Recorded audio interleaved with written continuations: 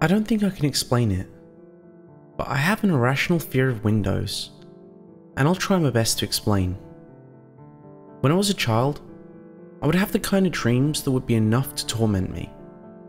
I'm not sure why I remember this just now, but one of the dreams had involved a window. Most of them did, to be more clear. And to be precise, it wasn't the kind of dream you would just wake up and think, that was a dream. That was a dream. It was the kind of thing where you would wake up and mentally ask yourself, why me? But have no explanation for yourself either because you were tired, but never pushed yourself to think, maybe that happened. Maybe I'm curiously devoted to a window or something like that. There was one that I remember somewhat vividly. One that I had back when I was living with just my siblings and my grandmother. It was a rough, dark summer night, and I, like always, had helped my siblings with creating the bed on the floor of the trailer before settling down for the night, just watching some television before drifting off to sleep. My grandmother didn't have enough change to buy a house, nor buy separate beds. She also didn't have enough change to buy materials so she could willingly add on to the trailer so that we could all sleep in separate rooms. So that meant that we had to create a bed on the floor in the living room out of blankets, pillows and towels.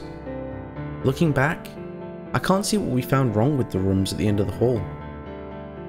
It was a rough night, let me remind you, and it was warm, so that led to night terrors for me. I was the worst of the four of us that would have the night terrors, and I never knew why. Curiosity didn't seem like something to blame, nor darkness, nor sleep deprivation, and don't even get me started on morbidity. The dream started off fairly simple, and this is as best as I can describe it. It started off with me walking along the flower bed outside a large, lit and well-kept house. I eventually laid down in the flower bed as the wind blew past me and ruffled my shallow locks. I kept myself relatively clean at all times, and I still somewhat do. So it was no surprise that I got up willingly and checked my dark shorts and light shirt for any grass burns, as I remember falling sometime in the dream before that, even though there were no mentions of this in my dream. My dream persona straightened his back and walked towards the house. There was a curious head in the window, notably the dream persona's mother, who had smiled when noticing him. The persona put his hands in his pockets before reaching to the doorknob and pushing the door open, all while greeting his mother as she pranced to the door and scooped him up, teasing about his short height and how careless he was out in the front yard, much like mothers tend to do. Instead of the persona smiling and hugging his mother, he frowned and pouted.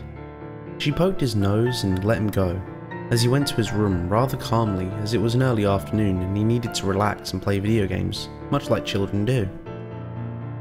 I always had a fear of windows, as I mentioned, and the dream persona shrunk to prevent having to look over the window at the end of the hall, shivering slightly as he did out of the sheer terror from the window. Although his fear about it was notably different from mine. Whereas mine was a minor phobia, like my fear of water and heights, he loathed windows, so much so that he forced himself to keep the blinds in his room shut at all times, and to tape them shut to prevent them from moving. It stayed like that for a while in the dream. Really, because my dreams were somewhat consecutive. All of them were 5 days apart from each other, it would seem. Anyway, back on point. He made it to his room and made sure the tape was steady, shaking all the while when he had to peer out of the window in the middle of the day. It was worse at night though. A gust of wind behind the blinds wafted them up, snapping the tape as they did, causing my dream persona, my doppelganger, to flinch, his eyes beginning to fill with tears, before the room in the dream changed. He wasn't in anything drastic like a torture chamber or the trunk of a vehicle underneath dirt or in a coffin. It just transitioned to another location, a trailer, like I used to have, randomly. The window separated and was much shorter, so it was just two small windows, consecutive and in place with one another. The child cried, uncaring for what happened to the window, but instead for his mother. What came instead was not the boogeyman, and it was not some irrational creature. It was just an elderly lady with the same features as his mother. He looked at his mother and dashed into her arms. "Mummy, Mummy, the window's open! Mummy, remember that nest outside? The window's open, I could hear the bees, Mummy! Mummy, the window's open! I can see the outside!" The elderly lady rubbed his back with wrinkled, rough hands. "It's okay, honey. Don't worry.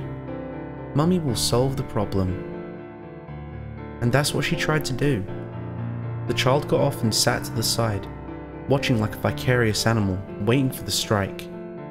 The lady withdrew a wooden spoon and a knife, before cutting down the nest and hitting off the remaining supports.